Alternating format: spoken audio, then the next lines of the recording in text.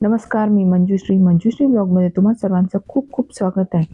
तर आजची आपली रेसिपी आहे पौष्टिक पालक पराठा. चवीला खूप मस्त लागतो आणि अगदी झटपट तयार होतो. चला तर सुरुवात करूया. तर त्यासाठी सगळ्यात पहिले मी थोडासा पालक जे ते स्वच्छ धुवून घेतला आणि त्याला असं कट करून मिक्सरमध्ये टाकून घेतलं. त्याचप्रमाणे आपल्याला लागणारे थोडेसे लसूण पाकळ्या, थोडंसं मी यामध्ये कोथिंबीर टाकली, थोडीशी हिरवी मिरची टाकली, कढीपत्ता टाकला आणि अर्धा इंच आलं जे आहे ते टाकून घेतलं.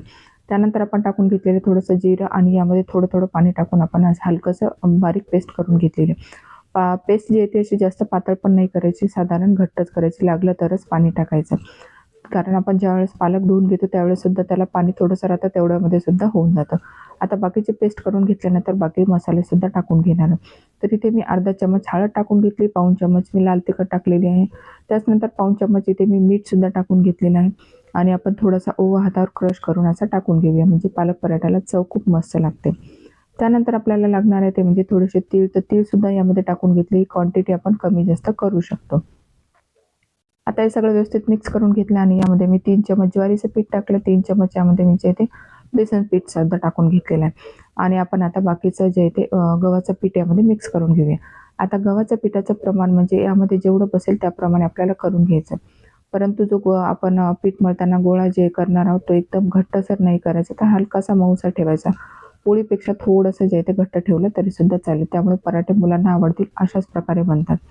जर तुम्हाला अगदी नरम पराठे हवे असतील तर त्यामध्ये थोडंसं तेल टाकायचं आणि पीठ जे आहे ते थोडंसं सैलसर ठेवून जाडसर पराठा जो आहे तो लाटून घ्यायचा.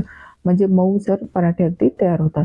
तर तुम्ही इथे बघू शकता मी थोडं पीठ टाकून यामध्ये मळून घेत आहे. तर इथे पीठ आपल्याला अजून लागणार आहे. तर इथे मी जवळपास 1 वाटी पीठ यामध्ये टाकून घेतलेलं आहे आणि अजून पीठ लागते. म्हणजे मी जेवढं पीठ आहे तेवढं यामध्ये बसेल तेवढं तुम्हाला मी शेवटी एक्झॅक्ट सांगून देते की मी किती पीठ वापरलेलं आहे. तर इथे बघू शकता मी जवळपास 2 वाट्या पीठ पूर्ण मला व्यवस्थित यामध्ये लागलेलं आहे. तर इथे जे आहे ते प्रमाण थोडंफार कमी जास्त होऊ शकतं. आता व्यवस्थित असा घट्टसर आपण गोळा मळून घेतला आणि 5 मिनिटासाठी आपल्याला याला रेस्टला ठेवायचं आहे.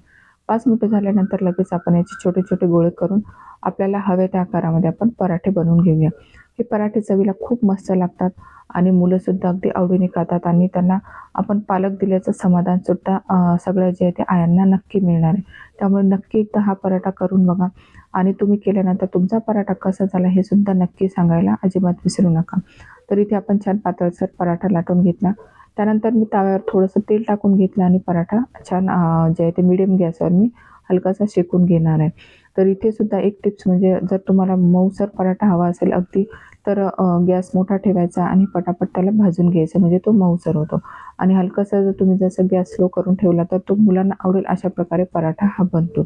तर दोन्ही साईड मी त्याला छान तेल टाकून घेतलं आणि हलकासा असा व्यवस्थित भाजून घेतलेला आहे. तर आपला पराठा अगदी रेडी आहे. मुलांना डब्यावर देण्यासाठी सुद्धा छान ऑप्शन आहे आणि हिवाळ्यामध्ये पालकसुद्धा छान भेटतं. त्यामुळे नक्की एकदा या पद्धतीने करून बघा आणि तुमचे पराठे कसे झाले हे कळवायला अजिबात विसरू नका.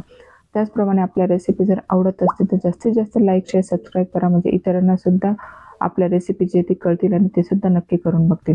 तर अशा प्रकारे बाकीचे पराठे सुद्धा मी करून घेतले आणि छान शेकून घेतलेले आहे. तर तुम्ही सुद्धा नक्की करा. भेटूया पुढच्या व्हिडिओमध्ये.